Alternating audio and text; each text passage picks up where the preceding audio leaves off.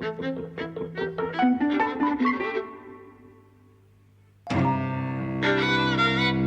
and welcome to Eavesdropping at the Movies. I'm Mike. And I'm Jose. And today we're talking about The Power of the Dog, a western directed by Jane Campion, who's best known for The Piano. Yes. From 1993. I wouldn't call it a western. It's more like a drama set in the West. Well, I mean, certainly a western. It's set in the West.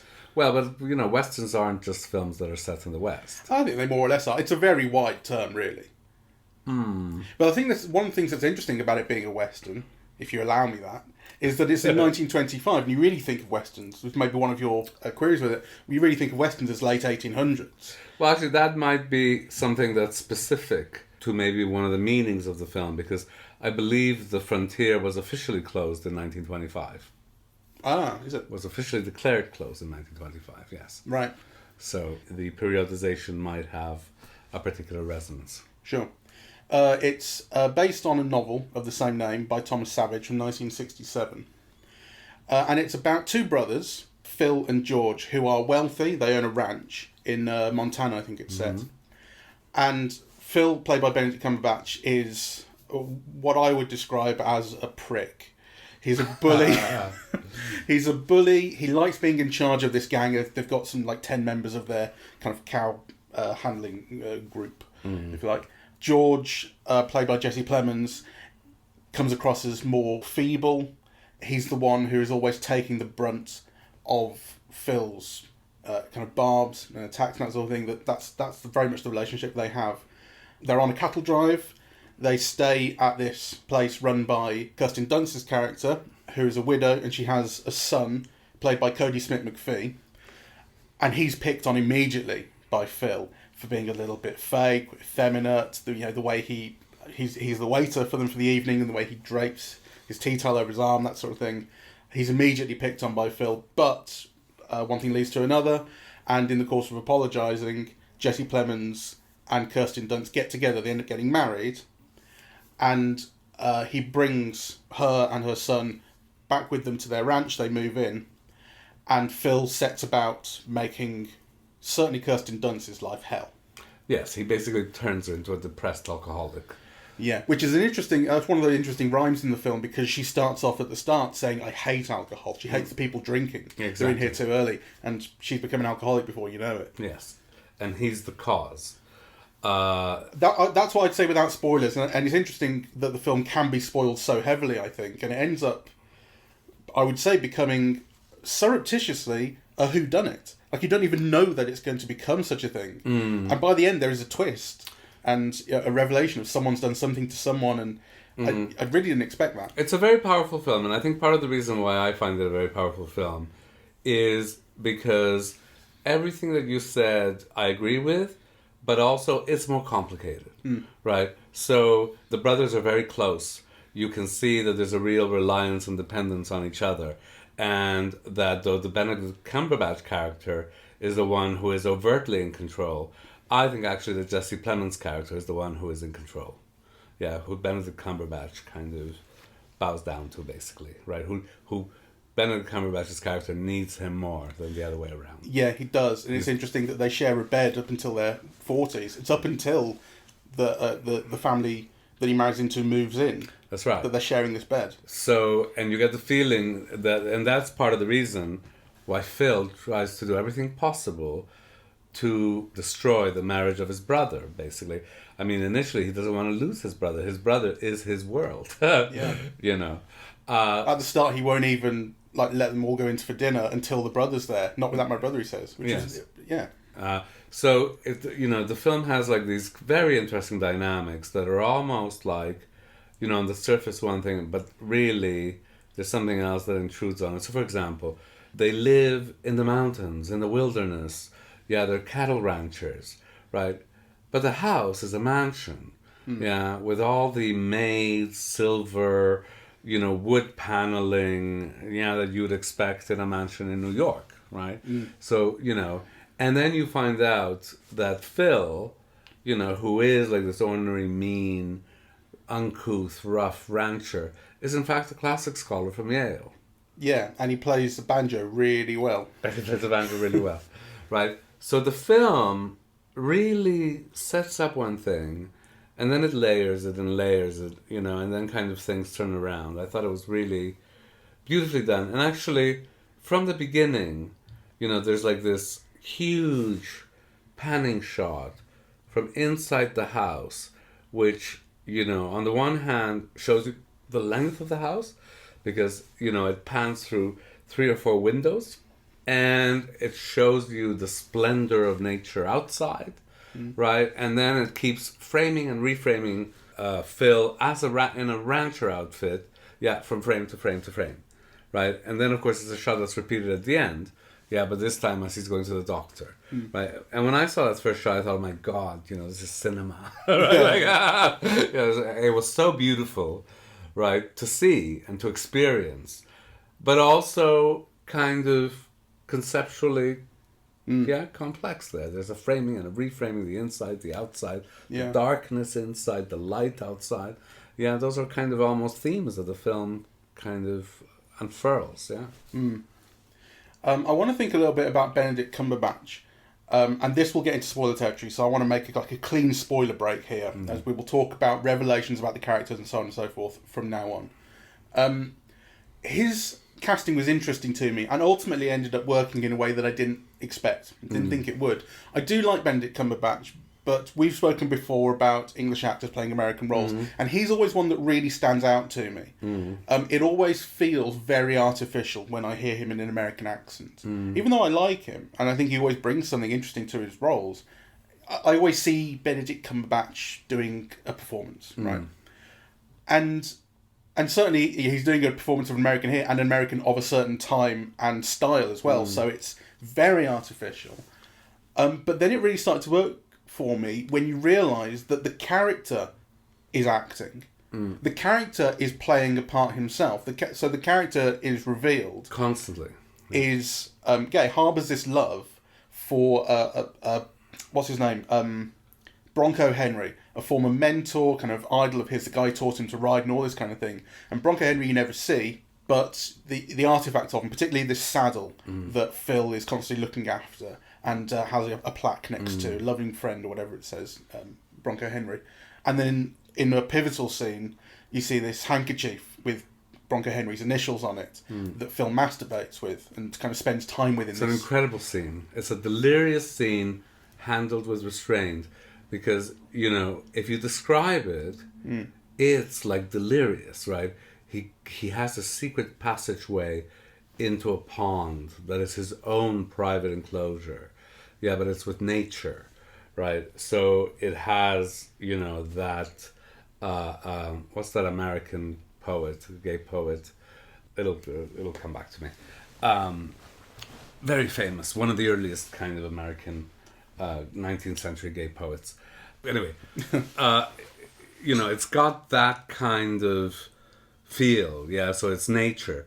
But he goes into the secret passageway, and then he rubs himself in mud, right? Yeah. You know, and then he's lying on his back with the sunshine, and then he's stroking the scarf, right? It really is something out of Isadora Duncan, or, you know, or that scene in Written on the Wind where Haley goes up the stairs, you know, and she dances wildly, you know, next to all these phallic flowers.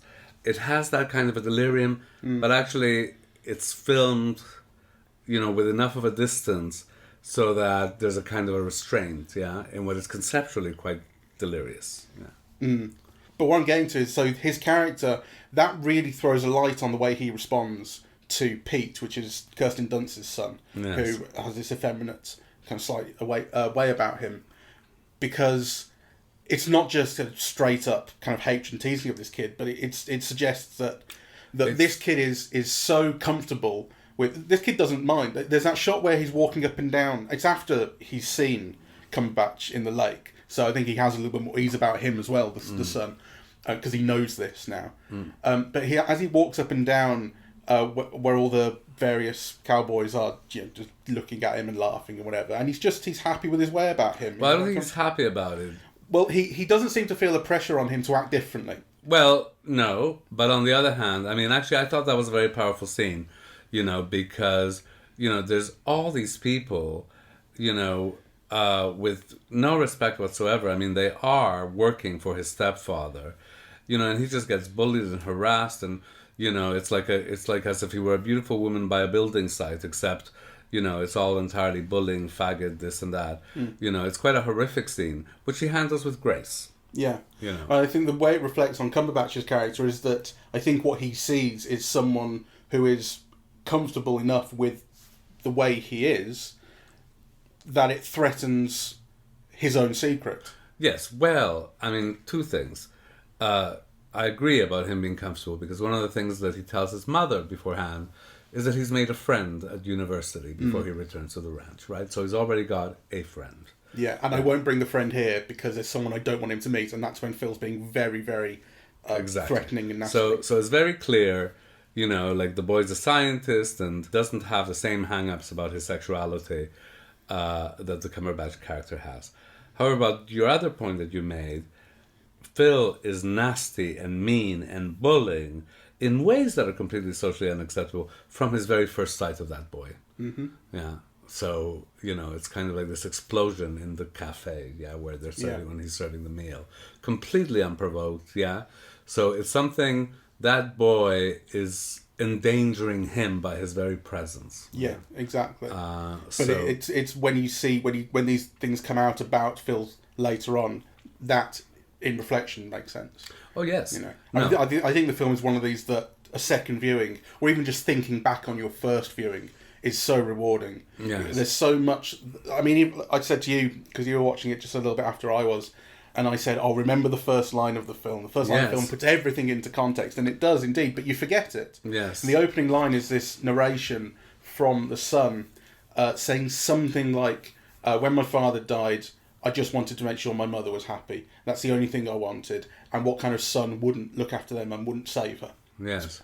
And it kind of blends into the background. You forget even that you said it, but then looking back at it, you go, that's everything, because that's ultimately what puts the rest of the film into context, the rest of his actions into context. Yes. I think that I'm going to quote it again, because it is more or less what you say. But you wrote it down? I wrote it down, and the thing is that the film is so precise that I think every word and every image counts, and this is an example of it. So, when my father passed, I wanted nothing more than my mother's happiness. For what kind of man would I be if I did not help my mom and... Oh, well, now I can't read my handwriting. And did not save her. And did not save her, yeah.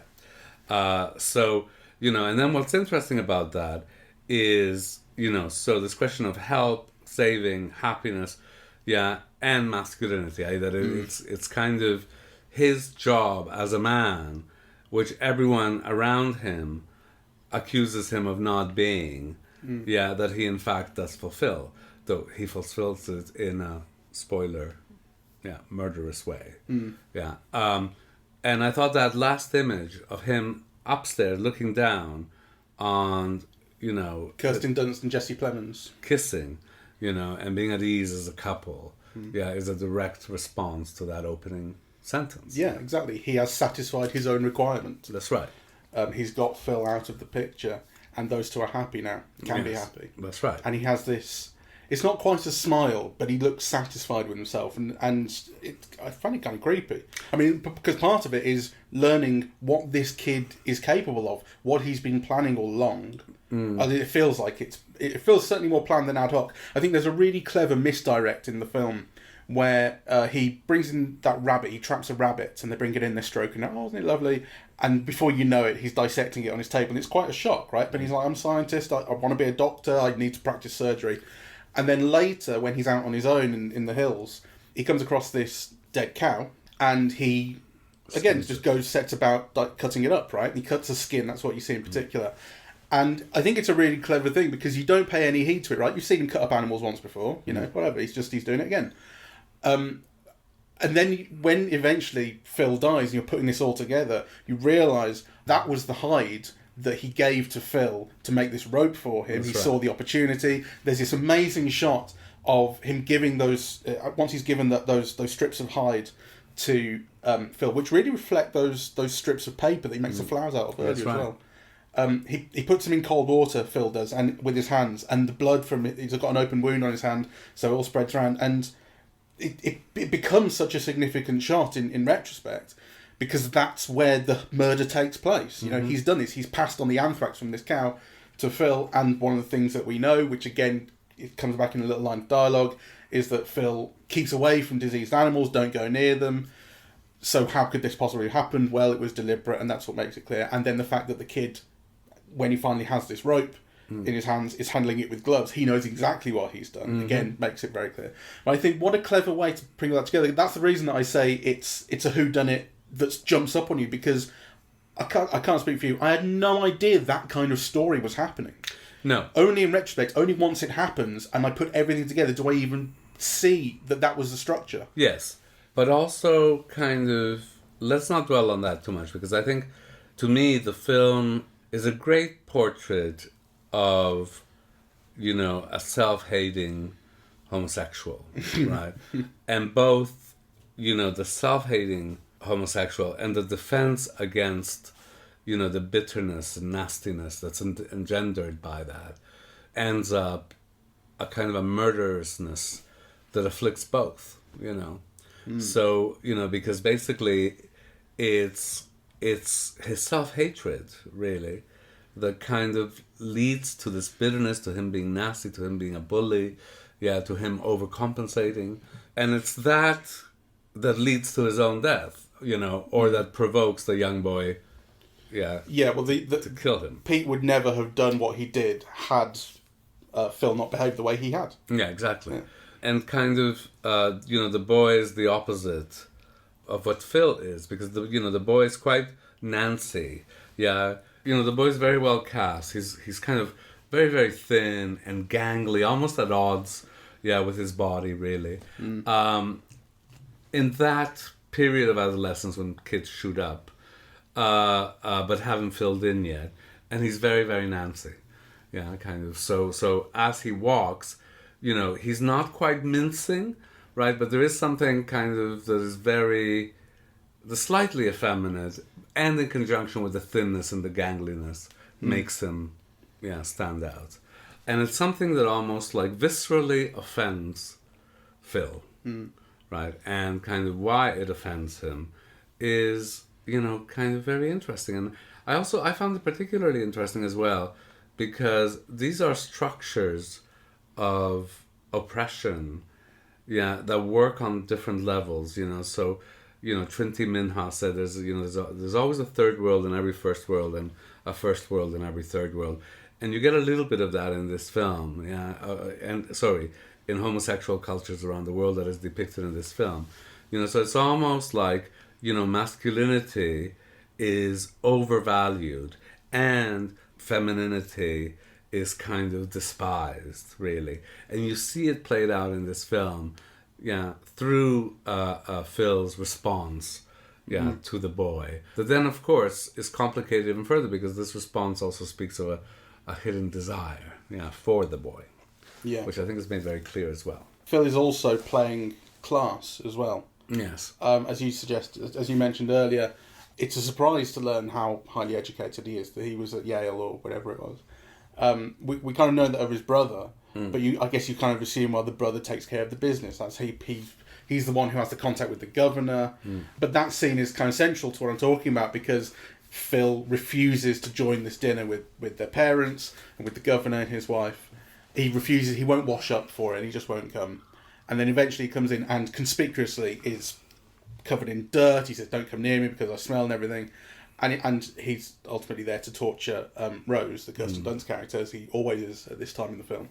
But like part of his role, generally, is playing of a lower class than his education and his wealth would suggest that he has. Basically, the working in dirt, the working with the cowhands and so on. Though, there are moments where it seeps out. And actually, I think that's the beauty of the film.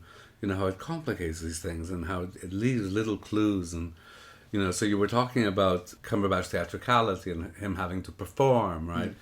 And yet there are moments where, you know, he's not in control, or it seeps through, or it shows through, right? So, you know, there's that scene where he initially goes into the cafe, where Rose is, and he sees the flower, and you could see he's entranced by it, right? And actually, he's pictured in front of this flower, and then there's that moment in the bar where he toasts and he speaks about Romulus and Remus. Romulus and Remus, and he says it in Latin, il lupo, whatever, yes. right? So these things. Well, the interesting thing about that flower is that he turns when he discovers that the boy's made it. No. The boy tells him, and then it becomes a piece of shit to him. And then he burns it quite deliberately. Because he doesn't need to, because he's only lighting a cigarette, and if he can reach the fucking candle with the flower, he can reach it with a cigarette. He's doing it deliberately, to be mean. And that in itself is a kind of class arrogance. Yeah, that you're the boss. You can go into this restaurant and ruin property. Yeah, because actually that's what he's burning something that isn't his own, and he just thinks that his brother will come and pay for it, and he can do whatever he wants, right? So there is that arrogance, and I think also for me, it really touched not a nerve, but it had these resonances, right? Because I remember as a young teen, coming out and meeting people. And there was a sector of the people that you meet which were like these really bitter old queens, and they were really nasty, and it's somehow that like social oppression had won, and they'd become like bitter about their own life, and that in that bitterness they lashed out to make other people's lives as difficult as they could, right? And you see that, I think, in Phil's character, in the character that Cumberbatch plays. And it did resonate with me because, I think you see fewer and fewer. As social conditions, have improved, that kind of repressed bitterness that manifests itself as nastiness, as kind of, real unkindness is lessened. Right, but Cumberbatch's portrayal to me evoked all of those things. I think it's a really rich performance. It's jealousy, isn't it? That's a big part of it. I think it's. I think part of it is a jealousy. Well, with the people you're speaking about, I think it sounds like some is jealousy to do with the fact that social conditions have become easier, and it's not as hard for younger people as it was for older people. I'm thinking more. Okay, there is that. But I'm thinking of more than that. I'm thinking of, for example, that like if you were gay, there was just a lot of things you couldn't do. You couldn't do it in public. You might not get a promotion. You would lose your job if you were caught out, right? And kind of, all these things grind at a person. It lessens their life. It's unfair and it's unjust and it embitters people. So some of it is just that extra time they've spent on Earth being oppressed eats into you. Yes. Yeah. So it's not just that younger people have it better, because actually younger people didn't always have it better. Like, like let's say if you came out in the 40s and somebody else, was 20 years younger and came out in the 60s, it wouldn't necessarily be any better. Right. Yeah, but... Well, that's certainly not the case with Phil. I mean, there's no suggestion of gay people having been accepted in America at any point in this film. But Phil has accepted himself better. But I think where the feeling of jealousy comes in is maybe it's to do with that, having spent 25 years longer on this earth than Pete has. His brother got married. He can't get married. Like there are all his brother, who can make conversation with anyone, nonetheless gets to know the mayor, blah blah blah. Whereas it's almost as he can't. He can only talk to the men around him who he has power over. Yeah. Right. And then he relies on his brother for other things. So, and to some extent, maybe what he sees in Pete is someone who just hasn't had to go through that yet. Is able to seem more comfortable with himself because he hasn't had 40 years of this. Well, it's interesting that as the film progresses, first of all, he's discovered, right? There is that wonderful scene where the boy enters the secret passageway, opens the box, and finds the pictorial physique magazines with Eugene Sandow, the turn of the century bodybuilder, right? Yeah, and it says property of... It says Bronco Henry name on it, yeah. So, these are almost like totemic fetishes of, the remains of this love, that they once had, which is very interestingly retold. He says, he saved my life. you know, I caught a chill or the weather was treacherous or something, and we slept, and he prevented me from, you know, freezing to death, and and the boy asked, did you sleep naked? And that's almost like a clue that the boy's caught on, and Phil's aware that the boy's caught on, right? And then almost like the relationship kind of changes. Well, I mean, I thought it was quite clear, because that's a little bit later on. Isn't that when he's making the rope even, when he asks that? Because I think that's the point where, right, in retrospect, that line, did you sleep naked, comes across like a line that Phil would have said earlier in the film, teasing someone, bullying them, basically. And actually, that's an indication, again, in retrospect, 'cause it didn't seem like it at the time. At the time, I think it all seems like it's coming towards some form of romance between them. Well, I think there's no... I would even go further. So, you know, I had this brief discussion on Facebook with Peter Barron. And yeah, I saw this just now. I wanted to ask you about it. Yeah, because he was saying, you know, part of what he didn't like about the film was that it was too pat. You know, that he liked films to have more mystery, because the ending so clearly responded to the beginning. The ending ties everything up so neatly. And I think for me, the film's ambiguity lies elsewhere. So I was questioning, did they have sex? Did the young boy have sex? Because my reading is, yes, they did. Right, so the scene is that's when he gives him the rope, and that's when the infection happens, and that's when he asks the question, did you sleep naked? So, and the next morning, Phil is ill, and he's taken off to the doctor in the town, and that's the last you see of him. He dies. Yeah. So yeah, it's something lingering. You don't see what happened the rest of that night. So there's this interesting connection between sex and death, which is another thing. Yeah, and in the first instance, sex and near death. Yeah, the first time he had sex was like due to him being so ill he was about to die, right? Like yeah. And then at the end, it's unclear whether they have sex, but I think the film is to me it's symbolizing that they have sex. So the boy, you know, rolls the cigarette, right? And then places it in his mouth, which to me is like a symbolic blowjob, you know. I would agree with what Mark said in this one. I don't know if you've seen this. No, I haven't. It's only 20, 30 minutes ago that he made it. So let me just read it to you. This was my read on the scene, where Mark said, it's definitely a romantic gaze, but is it just the bait in the trap laid to draw in the man who thinks he's the hunter but isn't? I.e., the kid's doing it deliberately. He knows exactly how his playing comes back. Sure, but one thing doesn't negate the other. It's ambiguous, right? But I think the film is quite heavily symbolizing it, you know, because... so, you know, you could have shown the boy being seductive as a way of luring him in other ways, but the imagery is him rolling the cigarette, putting it on his lips as like Cumberbatch draws in. It is like a clear symbolization of a blowjob. And then as he's doing the rope, he's rubbing it against his thigh, right? Like, you know, the film is full of phallic imagery like that. You know, so for me, the boy could be luring him in, and nonetheless, you know, kind of... Well, I think no one's denying that imagery is there, and that's the thing it symbolises. But the question is how... Well, the question is, did they have sex? Well, the question is, know. was it deliberate? And it may not be a very important question. Actually, it's not one that can be resolved. Did they have sex? No. It's not one that can be resolved, but the film suggests it, right? And I think that suggestion is important, you know, particularly in the light of the earlier story, where the moment that he fell in love, you know, with Bronco Billy or Bronco Henry was when he got a chill so bad he was about to die, and that Bronco saved him by, you know.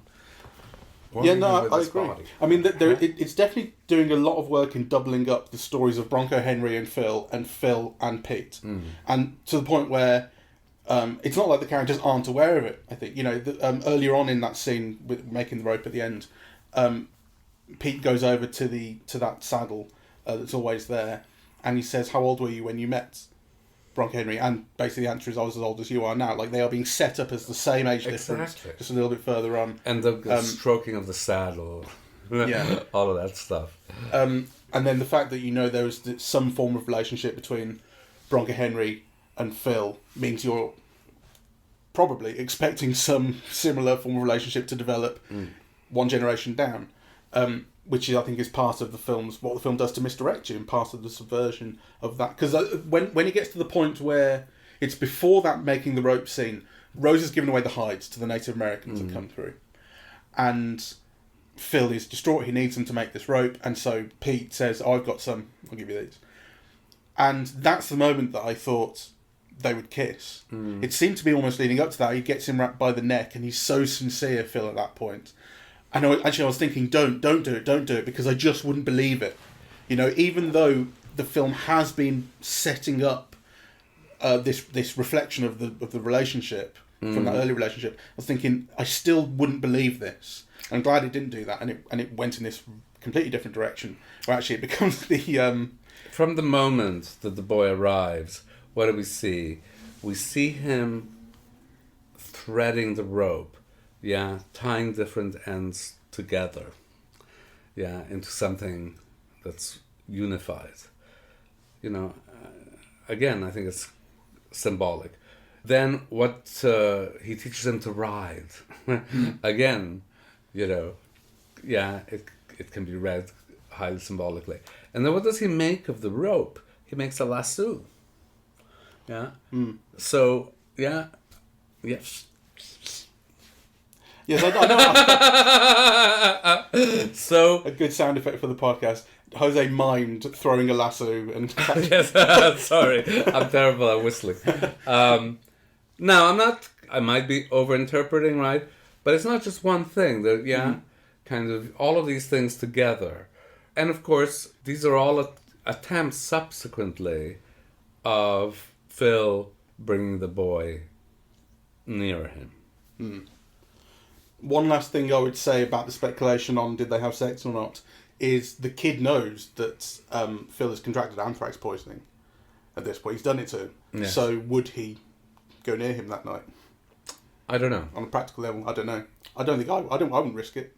Well, but you know, maybe he's a better scientist than we are, and he knows how it can be passed on and how not. Possibly. So, because the whole thing relied on an open wound, didn't it? Yes, that's right. So, anyway, I don't... I'm not going to Google whether anthrax is sexually transmitted. I don't think it's important. Like, I think whether it happened or didn't happen is something, like you said, we can't resolve. That the film plants a suggestion of this possibility is, to me, important. Yeah, and it's structurally important because then it connects with all the other things. Just the same way that, you know, he first had sex going on this trip with Bronco Henry. He's planning to take the boy on a trip to the mountains. He plans to give him the rope before he leaves. Yeah, the lasso, you know. So kind of there's a concatenation of meanings there, which I think are very resonant. Yeah, so maybe they're not fixed. You know, maybe you can't argue it is certainly this, but nonetheless, you know, the fact that it's even a possibility opens up all of these characters, creates all this ambiguity. You know, that Peter was saying the film was somehow lacking. Yeah, that it kind of... Yeah. Yeah. I want to think a little bit about Rose, the Kirsten Dunst character, because I think she's a little underdeveloped, a little underutilised. And it's interesting, we've been speaking a little bit about oppression, and the oppression of gay people and of these characters in particular. Women are also oppressed, and you see oppression in her, but her oppression is much more personal for the most part. It's in Cumberbatch's treatment of her. Yes. But generally, I think her whole part in the story is a little underdeveloped, and I wanted a bit more from her. I don't know. I mean, I think it is what it is, but I also think the film deals very richly with her. And partly because, you know, Kirsten Dunst is so great in this. I think, you know, she's transparent and, you know, she could look both beautiful and haggard and also like concerned and depressed and kind of beaten. You know, I think she's marvelous, and I think Jane Campion says a lot through her face, about her condition at any given point. The class thing, I wouldn't overemphasize that. I mean, in the sense that she is a doctor's wife, right? Like, yeah, her first husband was a doctor. I mean, he wasn't like a cowhand or, you know, or a butler or anything. He was a doctor, right? Now, the thing is that obviously, as soon as her husband died, she obviously opened up this restaurant or... she had to work, but we see her being quite happy working. I mean, you know, what makes her unhappy is her son being bullied, right? So I think what beats is Phil's treatment of her, which is outright nasty from the beginning, where he says something like, "You're just a whore here for money," or something like that. Right? Yeah, it's like, you know, as brutal as you can get. And he continues saying that. Yeah, and undermines her at every moment in a way that is quite sinister. And casually torments her with the music. And I think it's such a brilliant choice, the Radetzky March by Strauss, because it has a kind of like, honestly, the scene where he joins in with the banjo upstairs when she's practicing it, and he plays so beautifully and just shows off that he can, is like a scene from Saw or something with like a little child's tune. You know, like how like the James Wan, who makes the Saw films, or originated them at least, has a whole thing about puppets and dummies and how creepy they are, and it's like all that kid stuff and like little playing tunes and clowns and stuff has all that feeling around it. This presence, this terrifying presence in the house is not leaving her alone, especially because at the start she doesn't see it. She just hears it on top of her own music. Really plays like a horror scene. And that's his whole presence at that point. And really terrifying, and such a great choice of piece for it. Like, another piece just wouldn't work as well as that one does. So bad and creepy. I think the whole use of music in this film is exceptional. Johnny Greenwood did the score, and it's heavy on the cellos. I think it's so... From what I understand, he had to record a lot of it himself in terms of, like, they couldn't really get an orchestra in because of COVID. So it's just him playing the cello and laying it one layer on top of another on his own. He builds up this orchestral sound. And apparently the banjo was also a cello. Like, the banjo just didn't sound right. It sounded, I guess, too playful, maybe. So he plucked a cello like a banjo, basically taught himself to play the cello like a banjo. And that is what creates sound. So it is this kind of, it's a familiar sound, but it's not quite. It's something slightly off about that banjo. I love that, and I think the cinematography, for me, is the most beautiful I've seen all year. You know, the film is so gorgeously lit, and so gorgeously framed, actually. You know, the compositions, the color. I mean, you know, the lighting is so rich. You know, particularly, well, actually I was going to say particularly in the interiors, because they're almost Rembrandt-y, like, you know, the way that the faces are lit against the dark paneling.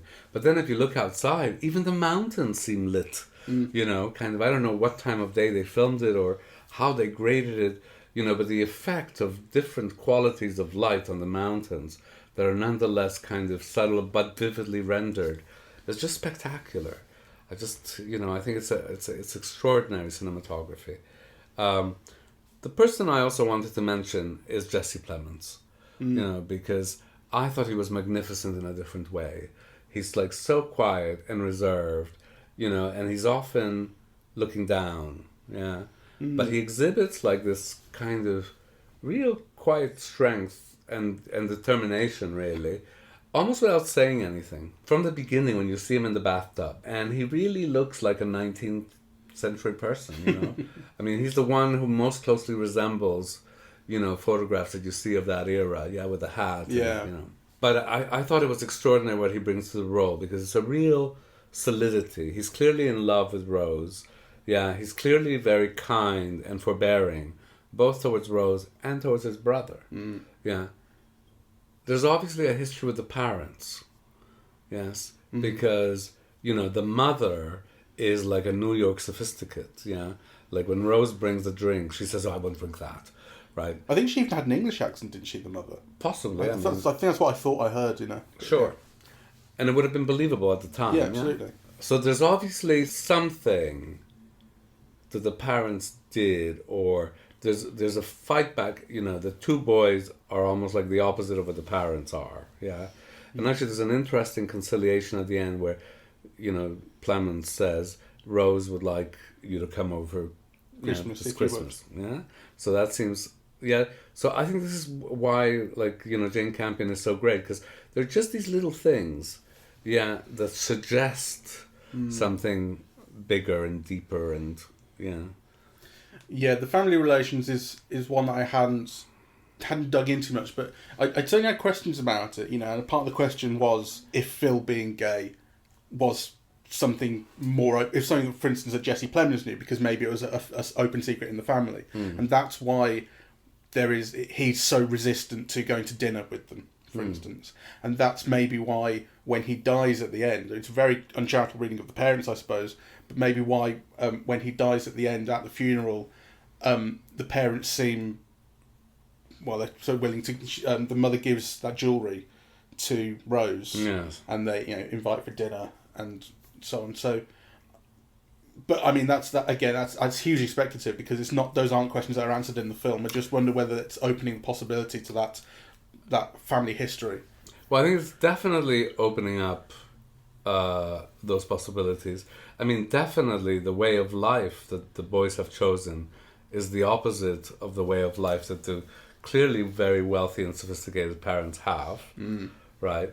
I think Phil's sexuality is obviously a part of it, but there is also something with the brother, and clearly the brother must know, or must sense something. It's very interesting as well because, I think certainly from my knowledge and experience, right, of, people sleeping together in the same bed or something was very common before modern times, and also I think a kind of an acceptance of difference without quite being able to name what that difference is was also quite common. I mean, lots of families in my village, for example, have unmarried uncles and, kind of, without the question of sexuality necessarily. But they're the black sheep of the family. Well, they're not the black sheep in the sense that they often greatly contribute to family life, but they're more like there's a sadness around them. Right. Yes, 'cause they were never able to have their own house and their own family, and Yeah. so i.e. they were kind of failures at life, right? And of course, Phil is a rejection of that, right? It's almost like instead of accepting that role, he kind of tries to be the dominant kind of alpha male in every situation, doesn't care whether he's nasty to people or whatever. So you wonder, or the reason why I'm bringing this up now is how much of this is the Jesse Plemons character aware of, yeah? So, they're sleeping, they sleep in the same bed, right? So he must be aware of something. Yes, they've chosen to be together, yeah?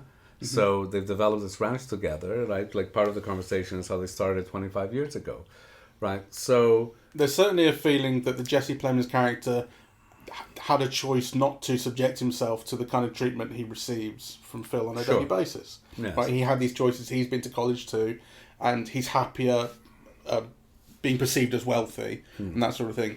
So the question is, why then this? And one of the answers could be he is too timid, and actually, and he doesn't feel that that's a choice he can make. Another is that he feels like it's a choice he needs to make for his brother. He knows his brother needs him. Yes, well, my bet would be on the latter. Yeah, because he really does show the strength, I think. Yeah, I mean, he chooses Rose. He brings her in. He says no to his brother, several times, right? So I think it's probably one of those things where he's done it for his brother until the point where he realizes he doesn't have the life he wants, which is, one without a woman in it and a family and things that he wants. Yeah. So anyway, it's a fascinating film. It is. I was really surprised. I mean, I was so ready to hate it, just not knowing nothing about it, just on the basis that everyone was been yelling about it for a little while, and so that's just well, I'm looking forward to thinking this is a big pile of poo, and it's not. It's really good. It's really good. Really beautifully made. All shot in New Zealand, apparently on the South Island. Gorgeous. Jane Campion is a Kiwi director and funded from like all over the Commonwealth, it seems, right? Yes. And then released on Netflix. But I think it's really, really successful. Yes. And I know you're keen to not overdo talking about the plot ultimately, the kind of the whodunit as I was talking about. But I think it is important. I mean that's one of the reasons that I was really into it, because that's the way that turns back on the end and it puts everything into this reflection. Really, really works for me. I think it's important too. I just didn't want to minimize all those other aspects. Yeah, sure. It's a good film. So you were saying everyone's talking about it, but actually relatively few people have seen it. So, I can't recommend it enough. It's on Netflix. It made the top 10 and then quickly dropped out, right? So, yeah, and I think certainly anyone with special interest in things having to do with the homosexual, with queerness, with toxic masculinity, this is a film that's going to be talked about for the next 20 years, along those lines. Yeah. Also, Jane Campion is one of, I think, the great directors of, the last 2 or 3 decades. And I think this is the film of hers that I've seen that I've liked the most. So worth seeing for that reason. And I think it truly has magnificent performances from Cumberbatch and Kirsten Dunst and Jesse Plemons. They are truly Outstanding. And also, it's a film that it's another film that has people moving a big piano in unwieldy situations. Yes. Actually, it's a film that it's made me want to rewatch The Piano because, obviously it's a great feminist classic. It's a film that, women love. But I didn't love it when it came out, yeah? It's like I understood what people appreciated in it, but I didn't respond to it, like, on an individual basis. So I'd be curious to see it again. Well, I've never seen it, so we could watch it. We'll watch it. Yeah, that would be great. I also think just as the relationship with the instrument actually is interesting in this, and her relationship with her instrument and Cumberbatch's with his, and also the constant recurrence of animals. The film uses horses and rabbits and dogs constantly, and I don't know.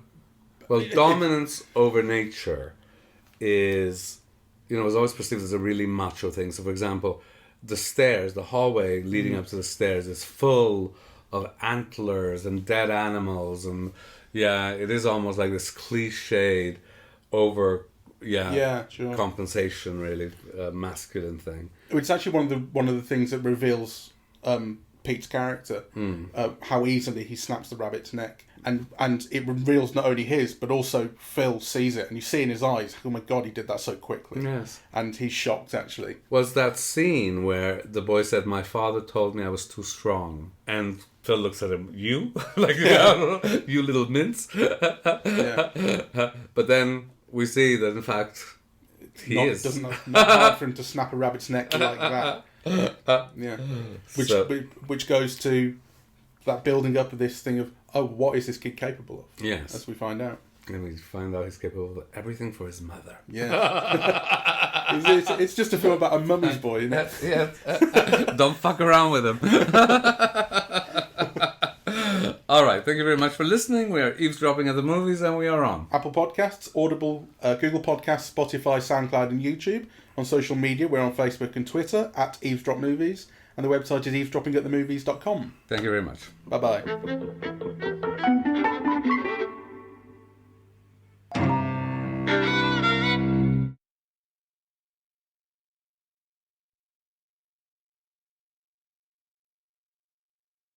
That poet, by the way, was it Walt Whitman? Yes, it was. I didn't know if he was gay. Yes. How do you say? And Leaves of Grass is and Walden, I think. That was the other thing I was thinking about, yeah. So it reminded me very much of that scene with Cumberbatch in that sexual reverie.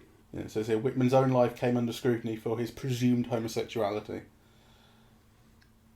And Leon Thoreau was the other one, isn't it? Thoreau is Walden, isn't it? Yeah. I don't think Thoreau is gay, so... but that scene reminded me of both Thoreau and Whitman, of Leaves of Grass and Walden. Henry David Thoreau was a naturalist, essayist, poet and philosopher. Sounds pretty gay. Only to you.